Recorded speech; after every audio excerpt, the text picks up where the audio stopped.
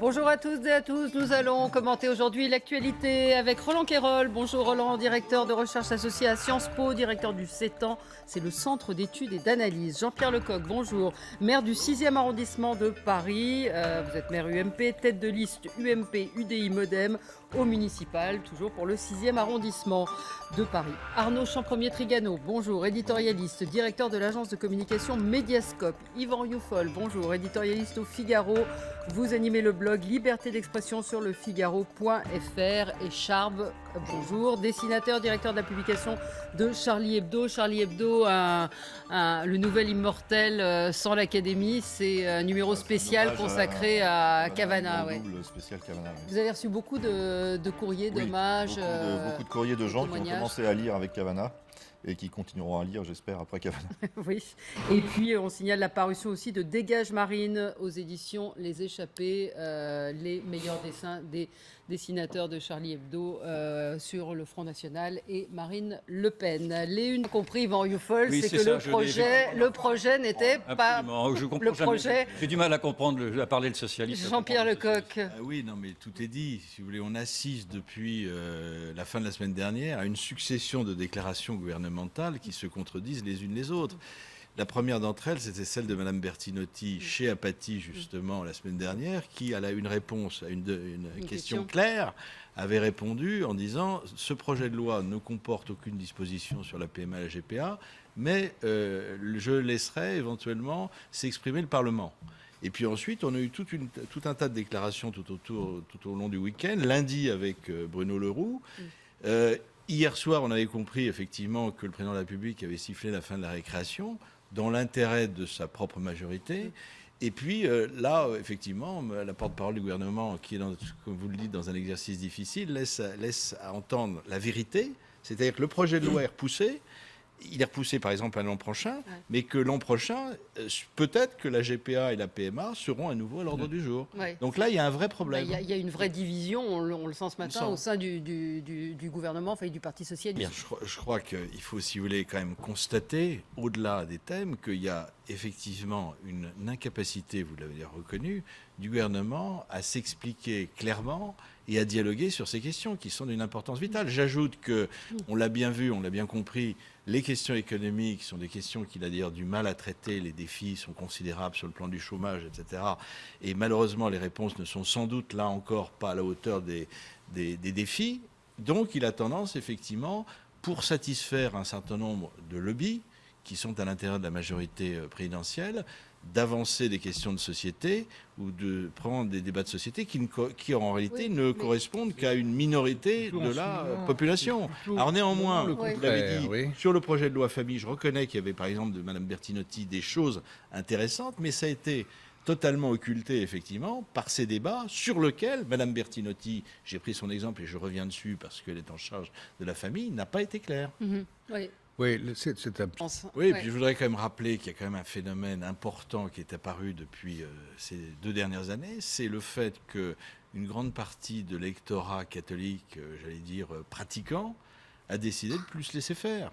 Il y a manifestement, si vous voulez, dans notre pays, on le voit bien d'ailleurs quand il y a des agressions contre des mosquées, des synagogues, il y a à juste titre des réactions immédiates des autorités, des pouvoirs publics.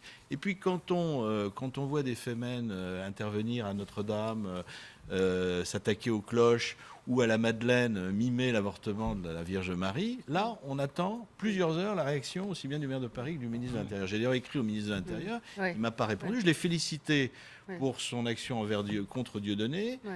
Et je lui ai rappelé les incidents de la Madeleine.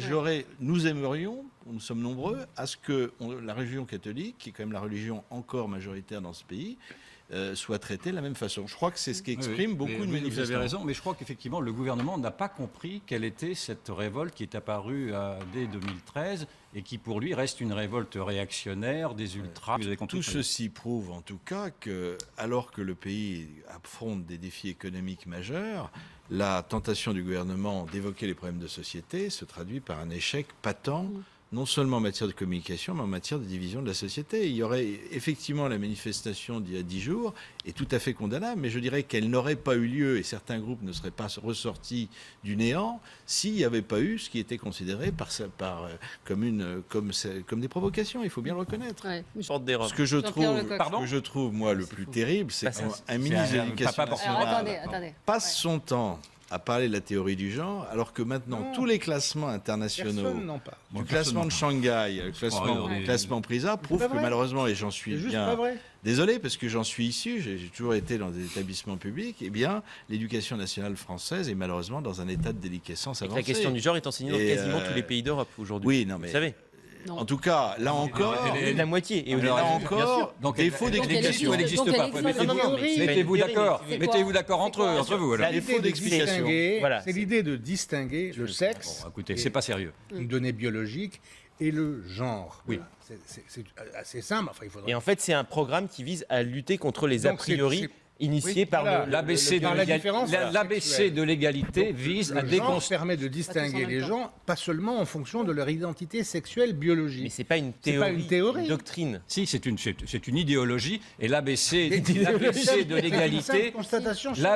l'égalité vise à déconstruire. Les filles sont différents, non?